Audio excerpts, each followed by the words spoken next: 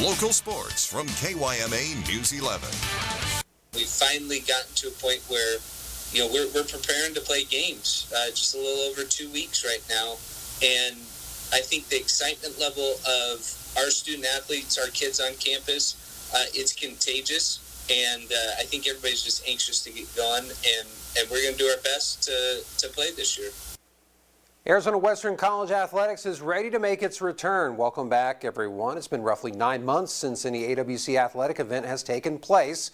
And now Mater Athletics is about 2 weeks away from making a comeback, with the men's basketball team scheduled to begin its season on the 20th of this month. AWC Athletics began practices earlier today under the social distancing mandates currently in place. Besides the obvious concerns related to the ongoing coronavirus pandemic, higher rates of injuries are also possible due to the long-term layoff of collegiate competition for Matador Athletics.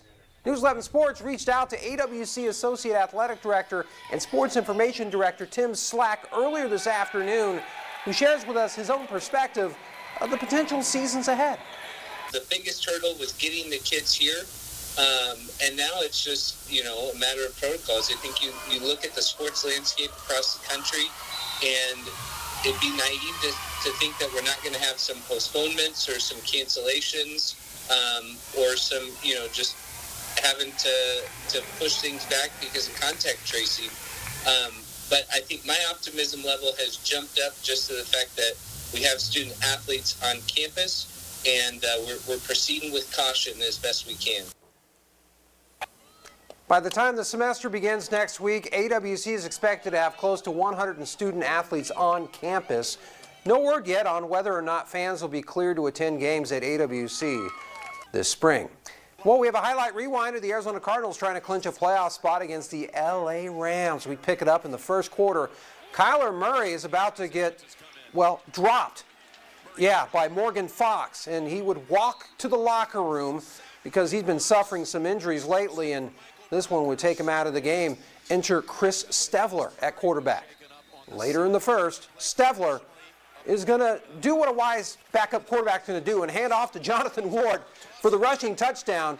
Cards up early, 7-0. Now, less than a minute in the second half, Stevler is going to risk it for the biscuit, so to speak, but that risk would not pay off as he throws it into pretty much a group of Rams. And that's what happened there. He gets picked off by Troy Hill, and Hill would take it the rest of the way, and that pretty much summed up the Cardinals' afternoon. They would fold yet again, taking the 18-7 loss and missing the playoffs for a fifth straight year, finishing the season at 8-8. And finally, the LA Chargers have parted ways with head coach Anthony Lynn. The Chargers finished 7-9 this season, their second straight losing season under Lynn. In 4 seasons with Lynn, they were 33-31, with his best season coming in 2018, where the Bolts made the playoffs with a 12-4 mark. The future looks bright in LA with record-setting rookie quarterback Justin Herbert and a number of young, talented players on the roster, including Joey Bosa and Derwin James, who were both sidelined with injuries this season. In a statement, team owner Dean Spano says, quote, "Our fans need to know the Los Angeles Chargers are committed to consistent winning football," end quote. The search for a new head football coach will begin immediately. All right, we're done with this local, regional round of sports. Brandon, we're going to go ahead and send it back to you.